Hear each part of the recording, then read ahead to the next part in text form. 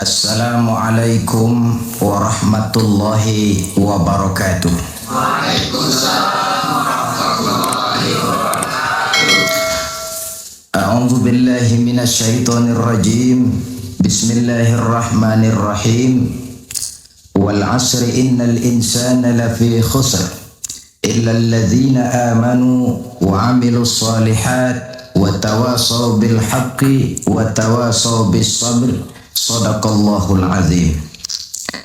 Saudara-saudara seiman dan sekeyakinan yang berbahagia, seperti yang sama kita maklum, ada satu kesamaan pandangan dari kita bangsa Indonesia tentang agama, yaitu bahwa agama merupakan hal yang mutlak penting dalam kehidupan ini.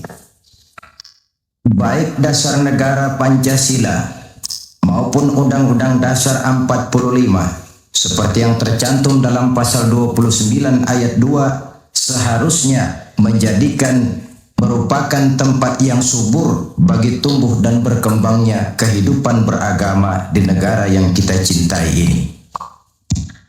Namun dalam kenyataannya, tidak semua orang yang mengatakan agama itu penting lalu mau hidup mengikuti aturan agama. Lebih celaka lagi kalau agama hanya sekedar dijadikan lipstik, pemanis bibir, penghias hidup. Agama cuma sekedar seminar, muktamar, kongres atau tulisan besar-besar, tetapi yang tidak pernah terwujud di dalam kehidupan nyata sehari-hari. Oleh karena itu, dalam rangka ikut serta memantapkan kehidupan beragama di negara yang kita cintai ini, pada pertemuan kita kali ini saya akan mencoba menjelaskan bagaimana seharusnya sikap seorang muslim terhadap Islam. Ayat yang saya bacakan di awal tadi merupakan surah terpendek ketiga dalam Al-Quran sesudah surah Al-Kautsar dan surah Al-Ikhlas, di mana Allah Subhanahu wa taala menyatakan, demi masa sesungguhnya manusia pasti berada di dalam kerugian kecuali orang-orang yang beriman, beramal saleh, nasihat menasihati di dalam kebenaran dan nasihat menasihati dengan cara yang sabar. Apabila kita dekati ayat ini, akan segera nampak di dalamnya 4 sikap seorang muslim terhadap Islam. Sikap yang pertama, seorang muslim adalah seorang yang mengimani Islam, amanu, sebagai way of life, sebagai pandangan dalam kehidupan ini. Masalahnya kemudian, bagaimana seorang muslim mengimani Islam sebagai agamanya? Pertama, seorang muslim harus yakin Islam sebagai agamanya adalah satu-satunya agama yang benar. Sikap ini kelihatannya fanatik, tetapi apalagi yang harus dikatakan selain dari bahwa fanatik dalam arti berpegang teguh kepada agama merupakan bagian daripada kehidupan beragama. Sebab hanya dengan fanatik dalam artian itu sajalah orang konsekuen terhadap agamanya sendiri. Dan saya kira merupakan satu sikap yang wajar bahwa setiap penganut suatu agama hanya menganggap dan berkeyakinan agamanya sajalah yang benar. Oleh karena itu, kita bukan tidak setuju dengan ungkapan semua agama benar, bukan tidak setuju dengan ungkapan semua agama baik. Bagi kita, kalimat itu belum merupakan kalimat yang sempurna. Semua agama benar bagi penganutnya masing-masing. Semua agama baik bagi penganutnya masing-masing. Kalau seorang muslim sudah berkeyakinan bahwa semua agama baik, maka bukan saja tidak diajarkan, tetapi malah bertentangan dengan tuntunan Al-Quranul Karim. Kita lihat misalnya dalam surah Ali Imran ayat 19. Allah menyatakan, Inna dina indallahil Islam. agama yang diridhoi Allah itu hanya agama Islam. Selanjutnya dalam Ali Imran 85 Allah menjelaskan, "Wa may yabtaghi ghairal islami dinan fala yuqbala minhu fa huwa fil akhirati minal khasirin." Orang yang mencari agama selain daripada Islam, maka agamanya tidak akan diterima dan di akhirat nanti dia akan termasuk ke dalam golongan orang-orang yang merugi.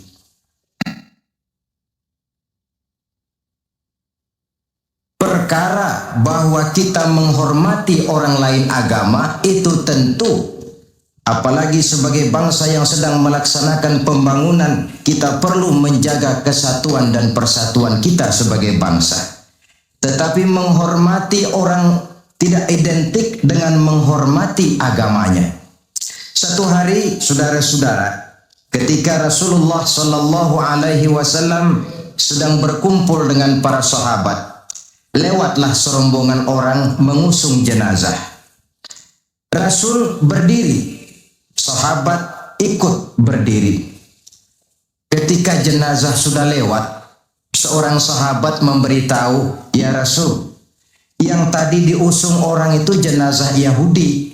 Kenapa Tuhan berdiri memberikan hormat sampai kita juga ikut berdiri?" "Jenazah Yahudi," kata Rasul. "Iya." "Orang bukan itu?" "Ya orang, kalau orang sih."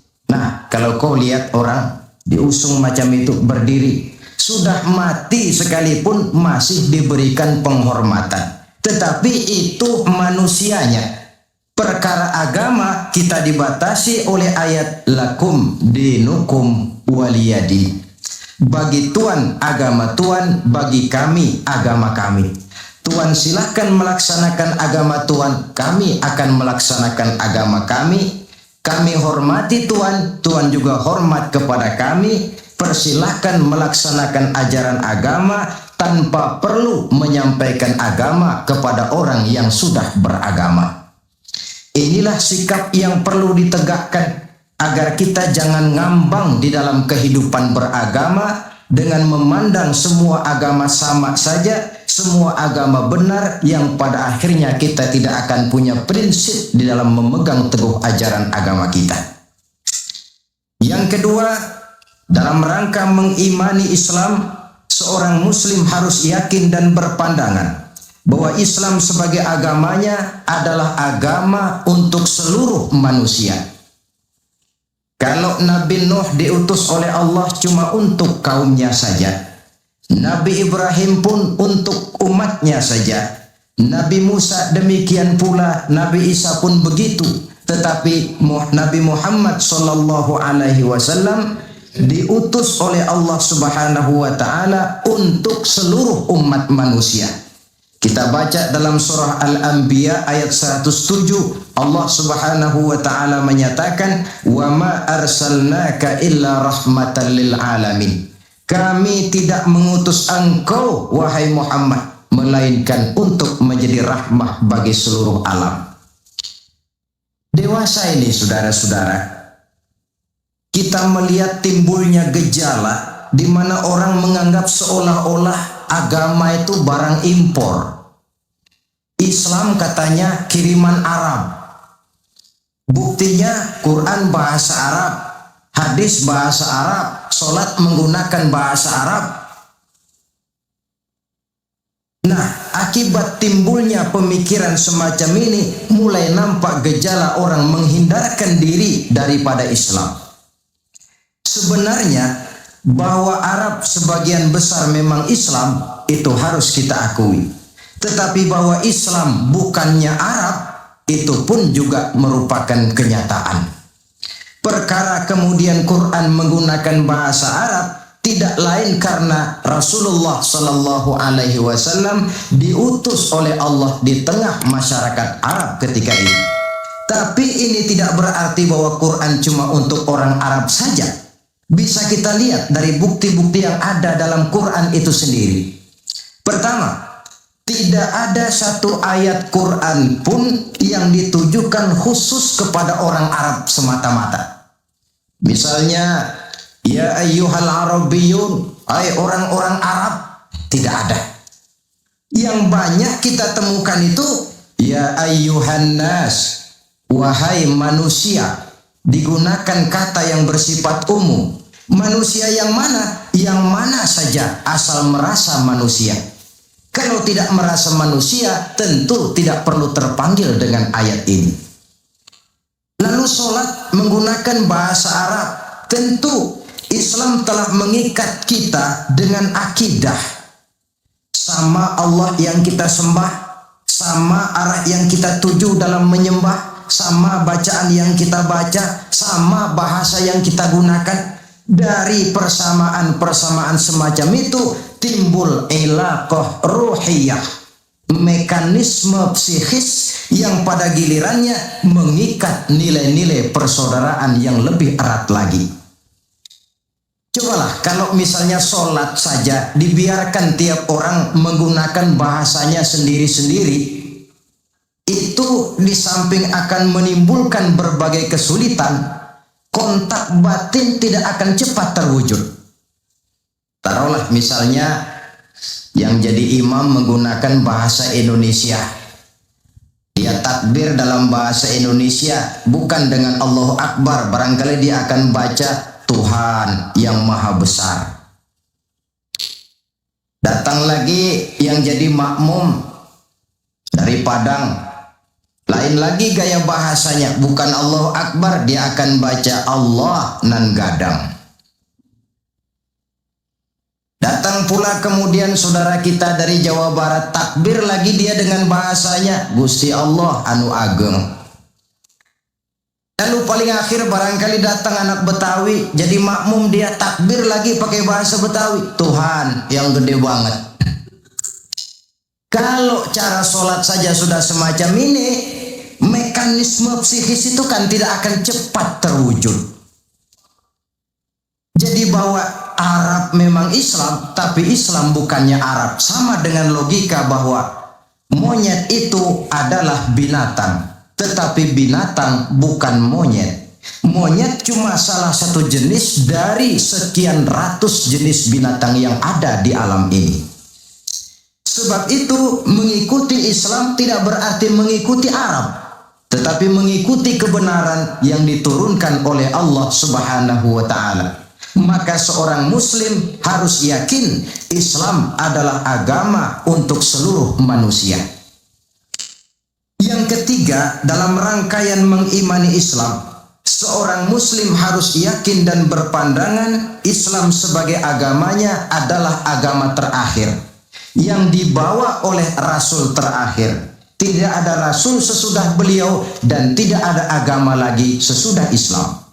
Dalam surah Al-Ahzab ayat 40 kita temukan penjelasan dari Allah Subhanahu wa Ta'ala, "Ma kana Muhammadun aba ahadim min rijalikum walakin Rasulullah wa khataman nabiyyin." Muhammad itu bukan bapak dari salah seorang kamu. Ia adalah utusan Allah dan penutup para nabi. Sebagai konsekuensi daripada ini ialah bahwa jikalau di zaman sekarang ini ada orang mengaku menjadi nabi, ada orang mengaku menjadi rasul, biar serbannya besar, biar jubahnya hebat, biar jenggotnya nyengser sampai ke bawah, biar bahasa Arabnya fasih, mengaku dia menjadi rasul, kita wajib untuk tidak percaya. Sekali lagi, kita wajib untuk tidak percaya. Ini sebagai konsekuensi bahwa kita yakin Islam agama terakhir. Yang keempat, dalam rangka mengimani Islam, seorang Muslim harus yakin Islam sebagai agamanya adalah batas kemungkinan. Apakah seseorang bisa mendapat ampunan Allah atau tidak? Dengan kata lain, Islam adalah batas antara sorga dan neraka. Ada orang yang tidak terlalu simpati kalau kita memvonis masalah agama dengan sorga dan neraka. Tetapi sebenarnya memang itulah hakikat daripada kehidupan beragama. Itulah terminal akhir. Agama itu masalah halal dan haram, masalah benar dan salah, masalah hak dan batil, dan pada penghujungnya masalah sorga dan neraka. Dalam Islam artinya dalam tauhid. Dalam tauhid artinya dalam daerah kemungkinan memperoleh ampunan. Di luar Islam, di luar tauhid. Di luar tauhid, syirik. Sedangkan syirik merupakan dosa yang tidak berampun. Kita baca dalam surah An-Nisa ayat 48 yang diperkuat pada surah yang sama ayat 116. Allah menjelaskan, innallaha la yaghfiru ayyushraka bihi syai'a wa yaghfiru ma duna dzalika liman yasha.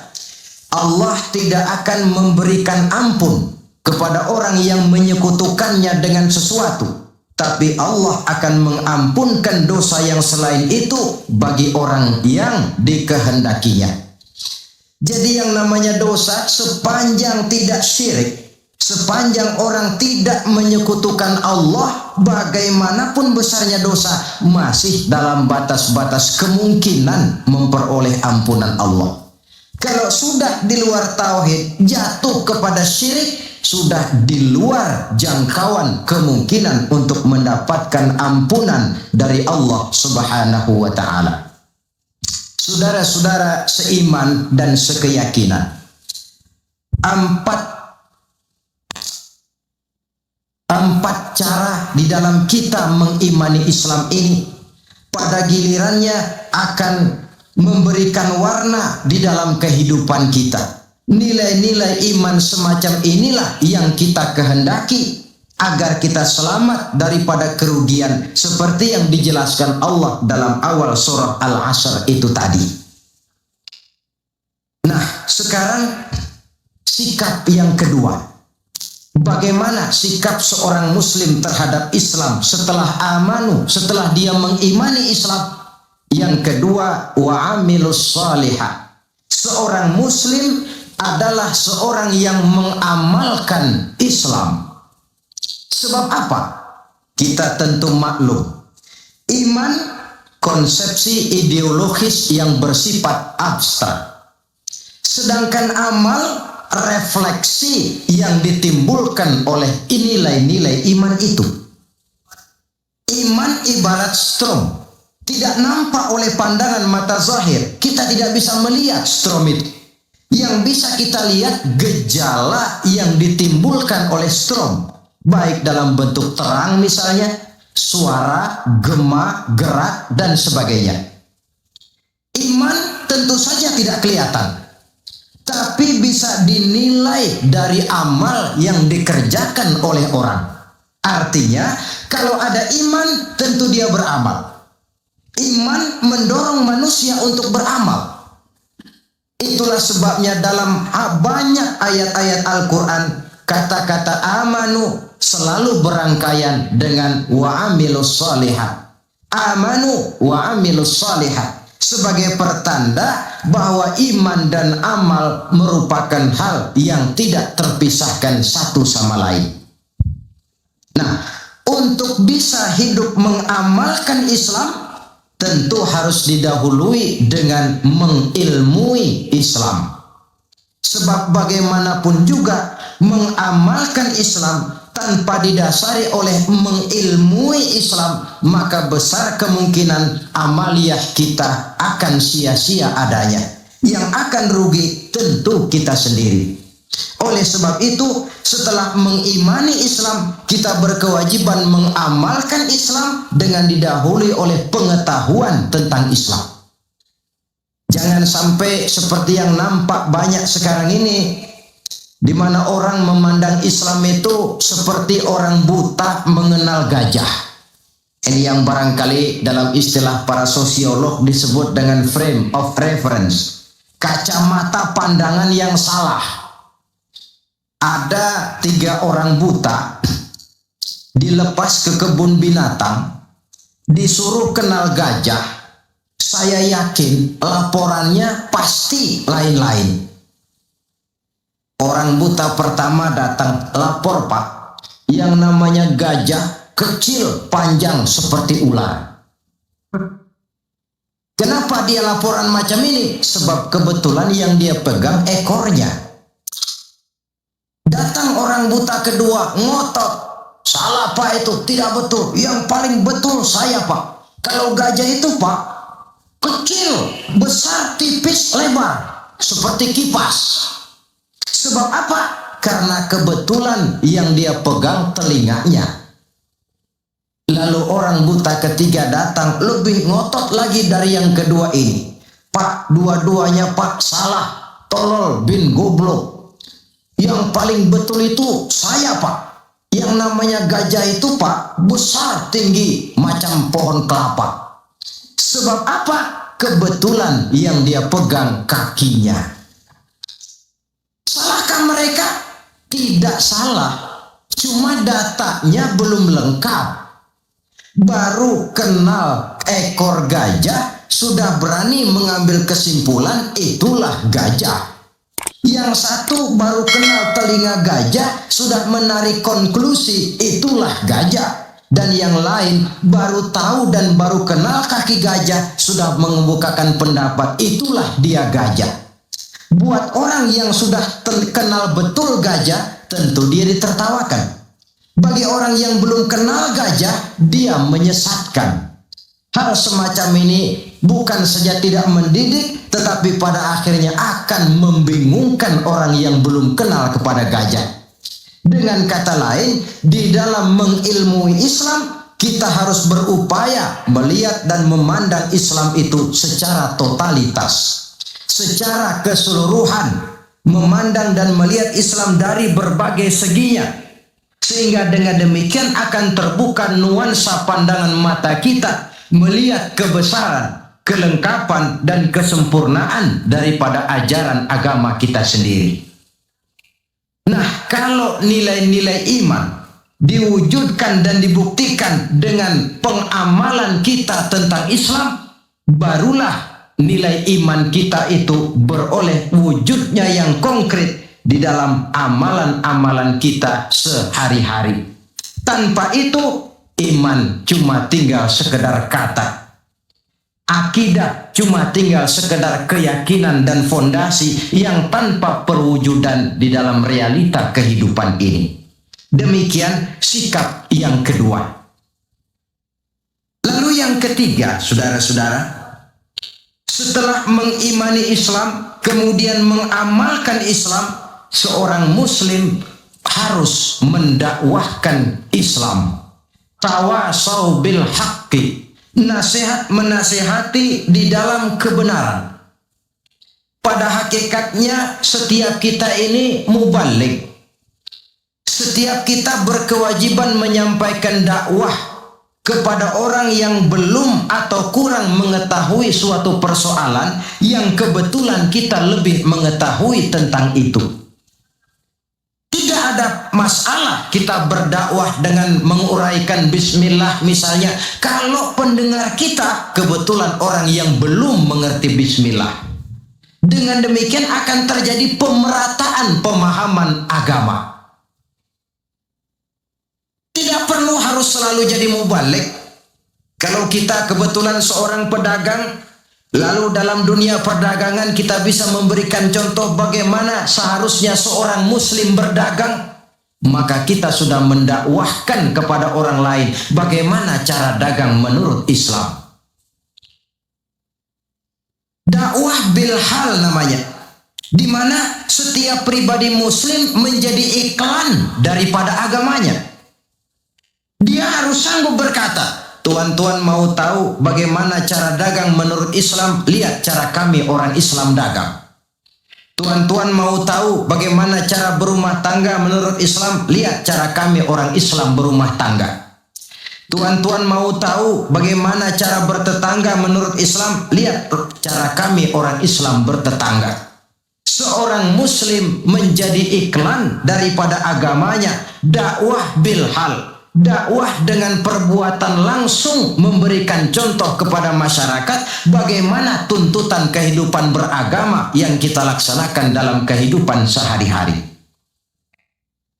Saudara-saudara seiman dan sekeyakinan yang saya cintai, Itu sebabnya Allah Subhanahu wa taala menjelaskan dalam surah An-Nahl ayat 125, Ud'u ila sabili rabbika bil hikmah wal mau'izatil hasanah wajadilhum billati hiya ahsan inna rabbaka huwa a'lam biman dhalla an sabilihi wa huwa a'lamu bil muhtadin. Berdakwahlah kamu, ajak manusia ke jalan Allah. Bagaimana caranya? Pertama, bil hikmah, dengan cara bijaksana. Bagaimana cara yang bijaksana itu? Baik Al-Quran maupun As-Sunnah banyak menjelaskan pola-pola kebijaksanaan dalam pelaksanaan dakwah. Kita ambil satu trik saja. Satu hari datanglah seseorang menghadap kepada Rasulullah Sallallahu Alaihi Wasallam. Yang datang ini, kalau istilah sekarang, biang okem. Datang dia menghadap baginda Rasul. Sesampainya di sana, dia bilang, "Ya Rasul, bagaimana? Saya ini mau masuk Islam, boleh apa tidak?" Boleh. Lalu dia mengucap 2 kalimat syahadat. Setelah selesai mengucap 2 kalimat syahadat, dia berkata lagi, "Ya Rasul, saya sekarang sudah masuk Islam." Bagus. "Saya cinta Islam." Bagus. "Saya juga cinta kepada Anda ya Rasul." Bagus. "Cuma saya juga cinta kepada dosa ya Rasul. Terus terang saja saya ini suka judi, saya suka zina, dan saya senang mabuk. Dan saya belum bisa meninggalkan semua itu." Marahkah Rasul mendengar keterus-terangan orang ini? Dihardikkah orang ini oleh Rasul? "Macam apa kau, sama Islam cinta, sama dosa juga cinta?" Ternyata tidak. Mendengar keterus-terangan orang ini, baginda Rasul tersenyum. Seraya bersabda, "La ba'sa bi." Tidak apa-apalah. "Jadi kau senang zina?" "Iya." "Mabuk?" "Wah, hampir tiap malam saya teler." "Judi?" Itu lagi hobi saya." "Dan kau belum bisa tinggal semua itu?" "Belum ya Rasul." "Tidak apa-apalah. Cuma begini saja. Mau tidak kau janji dengan saya?" "Apa ya Rasul?" "Mulai sekarang kau akan meninggalkan dusta. Kau akan jadi manusia jujur, jangan bohong. Satu itu saja yang saya minta. Sanggup?" "Cuma itu ya Rasul." "Cuma itu?" Saya kira apa? Kalau cuma urusan nggak bohong sih, gampang lah itu. Sanggup saya." "Sanggup?" "Sanggup." "Mari berjanji." Dijabat tangannya oleh Rasul, berjanji tidak akan bohong dia. Dalam perjalanan pulang, orang ini berkata dalam hati, "Ma ashala ma talaba hadzal nabil karim." Alangkah mudahnya permintaan Rasul ini. Saya sudah berterang-terangan suka judi, suka zina, suka mabuk. Tidak disuruhnya meninggalkan semua itu. Cuma diminta jangan bohong saja. Dia kira orang nggak bohong itu gampang.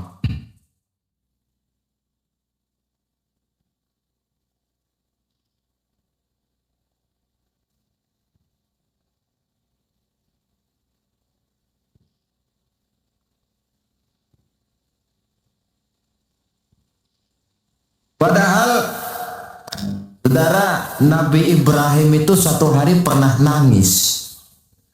Allah tegur Ibrahim, "Kenapa nangis kamu ini?" Kata Nabi Ibrahim, "Ya Allah, bagaimana saya tidak nangis? Saya ingat-ingat Nabi Adam itu dosanya cuma satu. Tidak boleh makan buah khuldi, dia makan. Kok begitu murka kau usir dia dari surgamu? Saya ini ya Allah, seumur hidup saya pernah 3 kali bohong. Bagaimana saya mengharap surgamu?" Itu yang bikin saya nangis. 3 kali seumur hidup, 3 kali bohong. Nabi Ibrahim nangis. Kita ini 1 hari 17 kali bohong, nyengir aja. Gak ada nangisnya.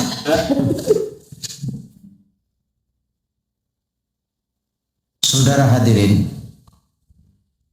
demikianlah orang ini pulang ke rumah dengan satu anggapan dalam hatinya bahwa apa yang diminta oleh Rasul adalah sesuatu yang mudah. Lalu hari-hari pun berlalu, berganti dengan minggu, minggu pergi, datanglah bulan. Sampai pada suatu hari ketika orang ini sedang berjalan, dia melihat seorang perempuan dengan paras yang cukup cantik. Datang syahwatnya. Rupanya orang ini termasuk kelas tegangan tinggi juga.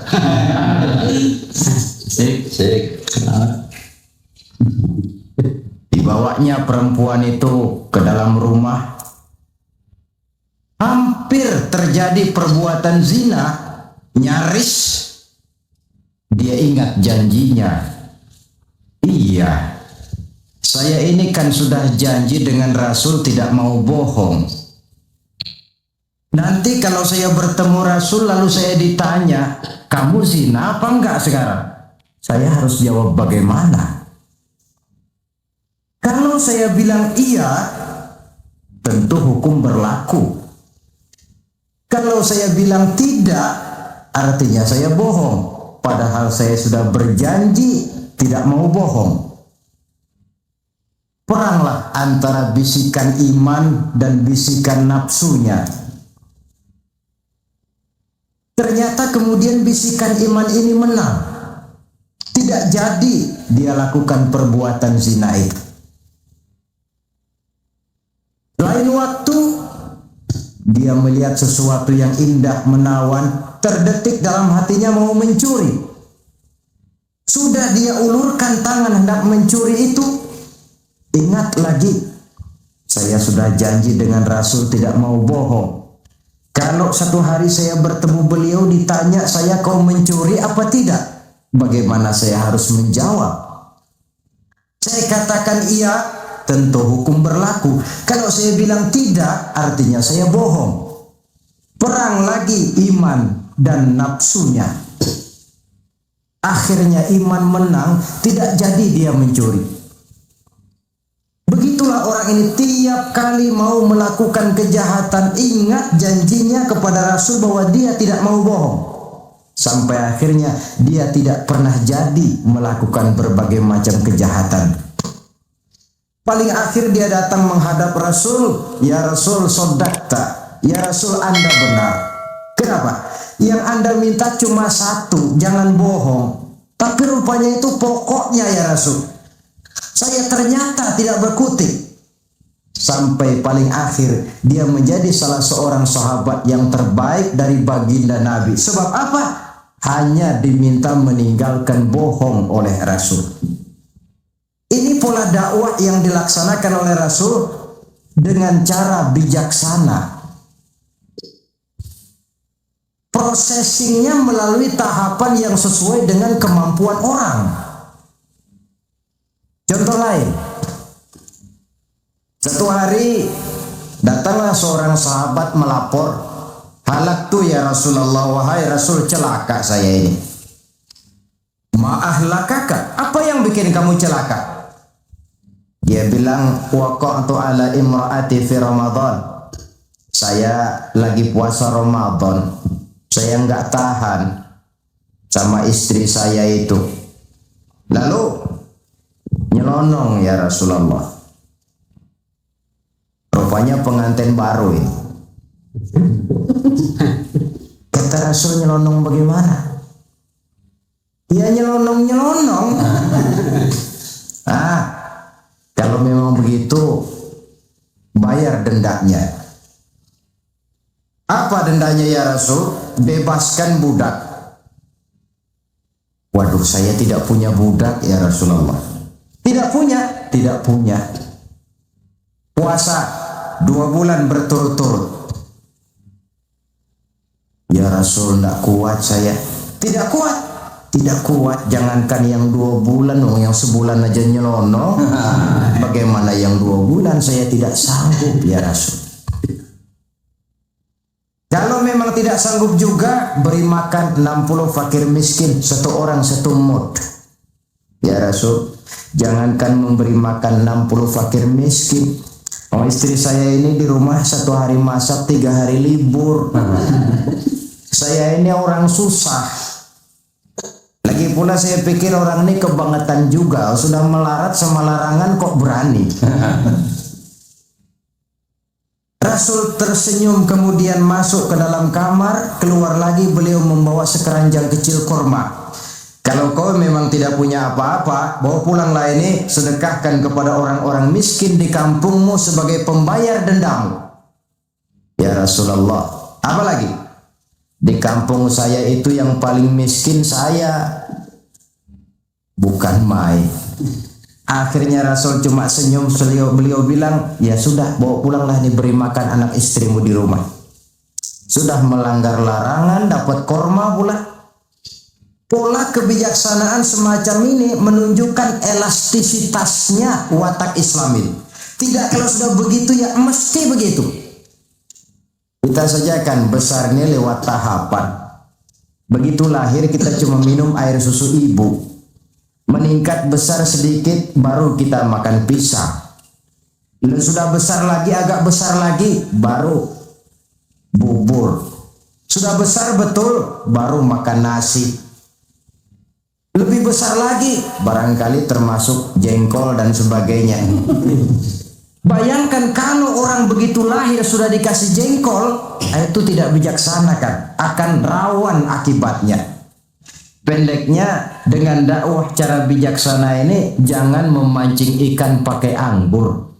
Bagaimanapun enaknya anggur itu, bukan makanan untuk ikan. Inilah makna tuntunan Nabi, khatibin nasa ala qadri uqulihim. Berbicaralah kepada manusia sesuai dengan daya terima mereka, sesuai dengan kemampuan yang mereka sanggup melaksanakannya. Begitulah pola dakwah pertama, bil hikmah. Yang kedua, wal mau'izatil hasanah, dengan contoh nasihat-nasihat yang baik. Dan yang ketiga, wajadilhum billati hiya ahsan. Kalau memang perlu berdebat, perlu berbantah, debatlah dengan cara yang terbaik. Bukan dengan sentimen, tapi dengan argumen. Bukan dengan tujuan untuk mencari kemenangan, tetapi untuk mencari kebenaran. Sehingga dengan demikian, saudara-saudara, seorang muslim harus tegak mendakwahkan Islam sesuai dengan bidang dan kemampuannya masing-masing. Ini sikap yang ketiga. Lalu sampai kepada sikap yang keempat, bagaimana seorang muslim sikapnya terhadap Islam. Yaitu yang keempat, watawasau bis sabr, bersabar dalam Islam. Setelah kita mengimani Islam, mengamalkan Islam, kemudian mendakwahkan Islam, pada yang keempat, bersabar dalam Islam. Sebab apa? Perjalanan mengimani Islam, mengamalkan Islam, mendakwahkan Islam, bukan perjalanan yang lurus bertabur bunga di kanan kirinya. Jalannya menanjak, penuh onak dan duri, namun tidak ada perbuatan tanpa resiko. Orang yang berani berbuat harus berani resiko. Mengimani Islam ada resikonya, mengamalkan Islam ada resikonya, mendakwahkan Islam, menegakkan yang ma'ruf, menghancurkan yang munkar pun ada resikonya. Bersabar dalam Islam. Bagaimana orang yang sabar itu? Allah menjelaskan, wa basyiris sabirin allazina iza asabathum musibah qalu inna lillahi wa inna ilaihi raji'un. Orang yang sabar tidak lain adalah orang-orang yang kalau mereka mendapat musibah, terkena satu kesulitan, kembali kepada konsepsi dasar inna lillahi wa inna ilaihi raji'un. Kami berasal dari Allah dan kepada Allah pula kami akan kembali. Bukan ucapan itu yang penting, tapi penghayatannya. Kalau pada suatu saat misalnya kita harus melepaskan jabatan yang kita cintai, kembali kepada konsepsi inna lillahi wa inna ilaihi raji'un. Dahulunya pun ketika lahir ke dunia ini, saya tidak membawa jabatan apa-apa. Kalau satu saat kita kehilangan harta benda yang sangat kita sayangi, kembali kepada konsepsi dasar. Dahulunya pun waktu terlahir ke alam ini, saya tidak membawa apa-apa. Inna lillahi wa inna ilaihi raji'un. Di belakang itu lalu baik sangka bahwa musibah, kepahitan dan penderitaan hidup bagaimanapun pedihnya, di belakang itu tentu mengandung hikmah. Cuma barangkali mata kita saja yang agaknya kurang terbuka untuk menelusuri hikmah di belakang itu. Lalu timbul semacam protes. Kenapa kesulitan yang datang menimpa saya? Padahal saya mengimani Islam, mengamalkan Islam, mendakwahkan Islam. Kenapa mesti kesulitan yang saya hadapi? Timbul protes dalam hati. Padahal hikmah di belakang itu tentu ada, dan setiap muslim menghadapi bagaimanapun besarnya kesulitan, dia harus tetap husnuzon, baik sangka kepada Allah.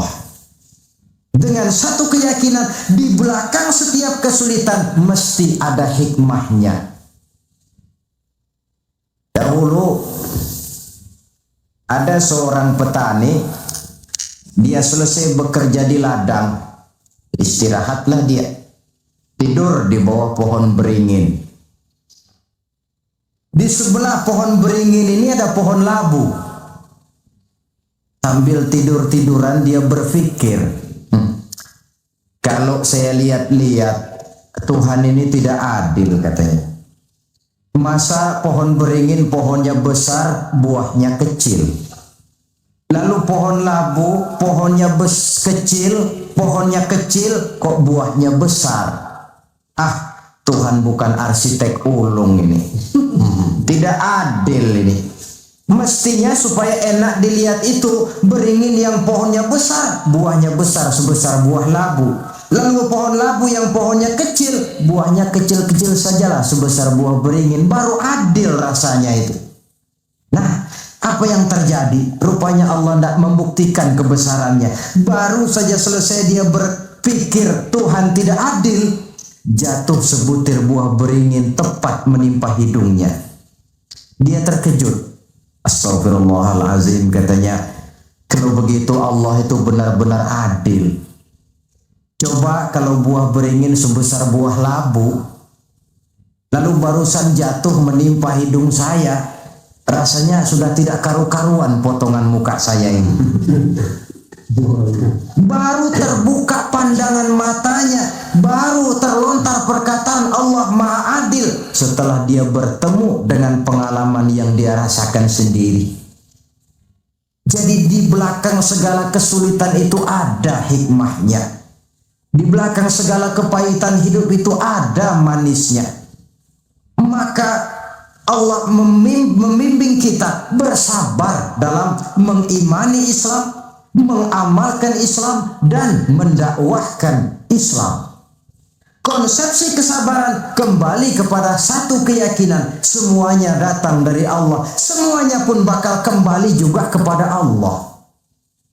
Kita bisa hidup, berbuat banyak, menjadi ini dan itu, berusaha segala macam lantaran kita hidup. Kita hidup ini lantaran ada roh dalam jasad kita. Roh ini pun sebenarnya kita bukan hak milik mutlak, cuma sekedar hak pakai saja. Kapan waktu diambil oleh si sang pemilik mutlak, tidak ada kekuasaan kita untuk mencegahnya. Yang paling vital macam itu pun tidak ada kemampuan kita mempertahankannya. Apalagi yang menempel dalam hidup seperti harta, jabatan, dan lain sebagainya. Roh saja kita sudah tidak mampu mempertahankannya. Saudara hadirin yang berbahagia, maka keuntunganlah yang akan diperoleh bagi mereka yang sabar, tabah, ulet, dan tahan uji, menghadapi segala macam ujian dan cobaan di dalam dia mengimani, mengamalkan, dan mendakwahkan Islam. Barangkali orang bertanya, kenapa sih kok orang-orang yang beriman saja yang kelihatannya banyak sekali diuji? Nah, itulah yang masalahnya memang. Justru yang beriman yang diuji. Lagi pula kalau tidak ada imannya, yang mau diuji apanya dong? Tidak ada. Dalam logika sehari-hari jelas saja yang ulangan itu anak sekolah. Kalau tidak sekolah, kira-kira ulangan apa tidak? Kan tentu tidak. Mau naik kelas berapa, mau sekolah saja tidak. Justru yang beriman itu yang diuji. Yang hidupnya mengimani Islam, mengamalkan Islam, mendakwahkan Islam. Makin tinggi kualitas iman, makin berat cobaan dan ujian itu. Sehingga Allah menjelaskan, ahasiban nasu ayyutraku ayyakulu amanna wa hum la yuftanun. Adakah manusia menyangka mereka akan dibiarkan saja mengatakan amanna, kami mengimani Allah, kami mengimani Islam, wa hum la yuftanun, padahal mereka belum diuji lebih dahulu. Artinya, jikalau kita sudah berani berkata saya iman kepada Allah, saya mengimani Islam dengan sepenuh keyakinan, siap-siaplah menghadapi cobaan dan ujian. Dan yang namanya cobaan ini tidak selalu yang berbentuk susah. Wa nabluukum bil khairi wasyarri, kata Allah, kami akan coba, kami akan uji kamu dengan yang enak dan dengan yang tidak enak. Jadi bukan cuma sakit cobaan, sehat juga ujian. Bukan cuma miskin ujian, kaya pun cobaan. Tidak punya uang, cobaan. Banyak uang, ujian. Tapi kan belum pernah kita dengar ada orang bilang, Pak, saya lagi diuji oleh Allah. Kenapa? Uang saya lagi banyak, Pak. Belum ada orang berkata macam begitu. Kalau sudah bangkrut, pailit, nah barulah dia merasa diuji Allah. Dan dalam kenyataan banyak orang lulus ketika diuji dengan kemiskinan, tapi gagal berantakan setelah dia dicoba dengan kekayaan. Banyak yang ingat Allah dikala dia sakit, dan manakala dia sudah sehat, Allah pun dilupakan. Ketika miskin dia hamba Allah, setelah kaya pindah menjadi hamba harta. Ketika dia orang biasa, dia hamba Allah.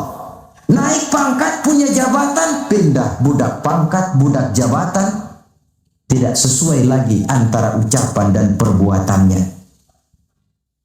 Baik, barangkali kita bercermin dari kehidupan seorang nabi, yaitu Nabi Ayub alaihi salam.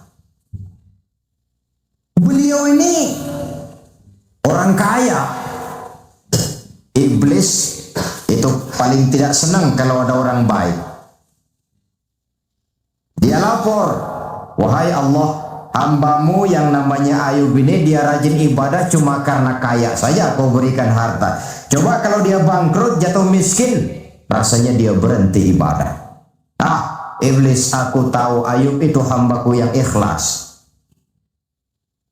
Saya buktikan ya Allah, silakan. Turunlah iblis ke alam ini.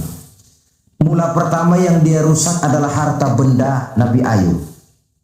Sawah ladang dibikin rusak, binatang ternak binasa. Sehingga dalam waktu relatif singkat jatuhlah Nabi Ayub dari orang paling kaya menjadi orang paling miskin.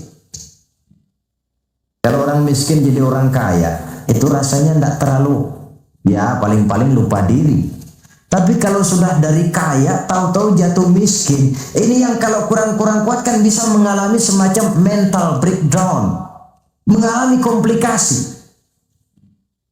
Waktu itu Nabi Ayub sedang ibadah di mihrab dalam masjid, datang iblis. Saudara Ayub, iya. Sedang ibadah ya? Iya. Menyembah Allah? Iya. Tahu nggak kau ini? Kenapa? Allah yang sedang kau sembah ini dia sudah bikin miskin kamu. Sawah ladangmu rusak, binatang ternakmu binasa, dan kau sekarang sudah jadi orang paling miskin. Buat apa menyembah Tuhan macam itu yang sudah bikin miskin kamu? Inilah iblis ini, kepada Nabi Ayub bicaranya lain, kepada Allah bicaranya lain. Kata Nabi Ayub, benar itu. Benar. Sawah ladang saya rusak. Iya. Binatang ternak saya binasa. Iya. Dan saya sekarang jadi orang paling miskin. Betul. Kata Nabi Ayub, beliau malah tidak mengucapkan innalillah. Yang beliau ucapkan apa? Alhamdulillah alladzi a'tani wa akhadha minni. Alhamdulillah, segala puji bagi Allah yang telah memberikan harta kepada saya dan sekarang Allah pula yang mengambilnya. Allah yang memberi, Allah yang mengambil. Tidak ada masalah bagi Allah. Iblis cuman ibadah jalan terus. Kembali beliau ibadah. Keki, bukan main iblis ini. Inilah sebagian dari cerminan orang yang punya fondasi dan kesadaran kepada penghayatan tentang kalimat inna lillahi wa inna ilaihi raji'un. Kadang-kadang kita cuma sekedar ucapan tanpa penghayatan. Terkena musibah mulutnya sih tidak berhenti innalillah, tapi nangisnya juga tidak mau berhenti. Tidak diiringi dengan kesadaran dari Allah segalanya berasal dan kepada Allah segalanya pun juga akan kembali. Nah, kalau sadarlah kita bahwa tidak ada satu perbuatan tanpa resiko, dan resiko dalam mengimani, mengamalkan dan mendakwahkan Islam merupakan sesuatu yang indah. Yang kalau kita hadapi dan kita modali dengan sabar, tentu buahnya akan nikmat kita rasakan dalam perjalanan hidup ini. Tanpa kesabaran, maka boleh jadi usaha kita pun akan sia-sia. Bukankah Imam Ali karramallahu wajhah pernah mengatakan, haqqun bila nizamin yaghlibuhul batil binizamin. Kebenaran yang tanpa nizam, tanpa kesabaran, tanpa taktik dan strategi dapat dengan mudah dihancurkan oleh kebatilan yang menggunakan taktik dan strategi.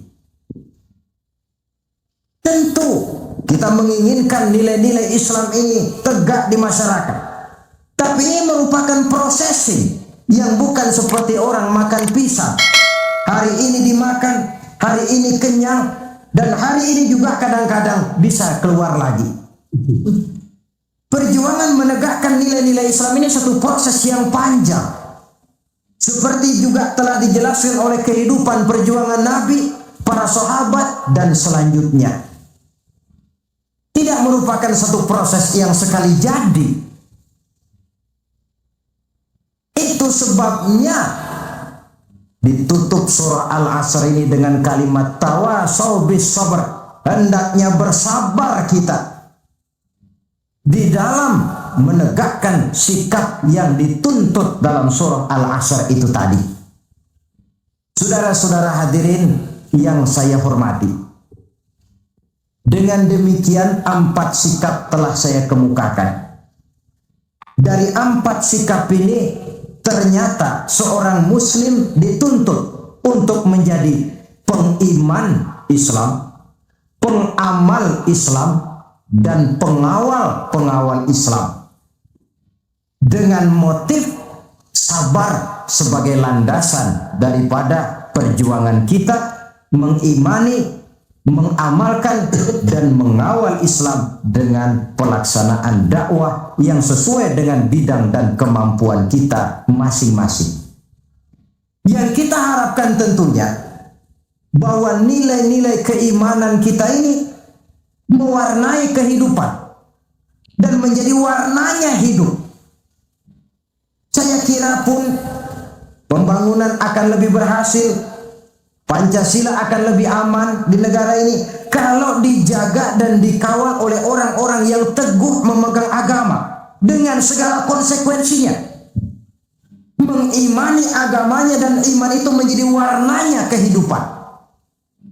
Dengan kata lain, kalau iman ini sudah ikut kemanapun kita pergi dan dimanapun kita berada, itu sebenarnya sumber etika otonom.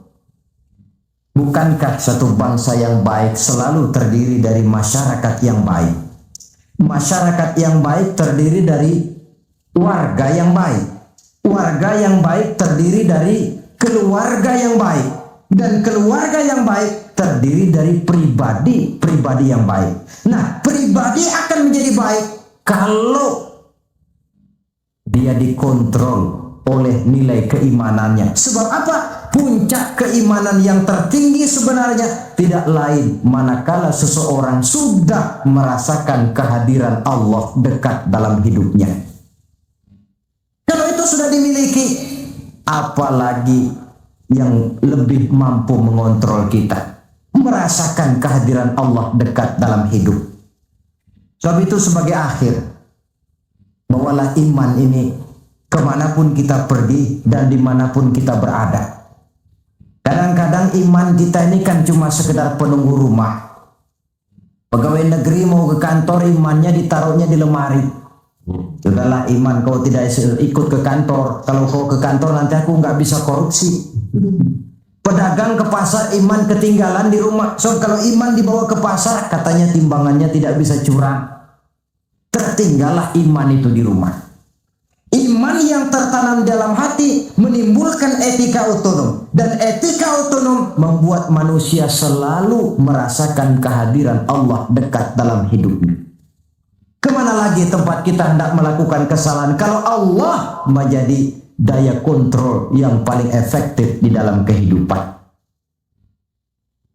Inilah yang kita bicarakan pada pertemuan kita kali ini. Semoga Allah memberikan kekuatan kepada kita untuk hidup tegak mengimani Islam, mengamalkan Islam, mendakwahkan Islam, dan bersabar di dalam Islam.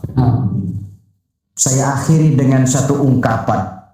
Wa qad yurja li jarhi sayfi bur'un wala bur'u lima jarahal lisan. Kalau pedang lukai tubuh, masihkan ada harapan sembuh. Kalau lidah lukai hati, kemana obat hendak dicari. Untuk itu, saya mohon dibukakan pintu maaf yang sebesar-besarnya. Semoga yang saya sampaikan ini ada manfaatnya. Usikum wa iyaya bitaqwallah. Aqulu qawli hadza. Wassalamu alaikum warahmatullahi wabarakatuh. Waalaikumsalam.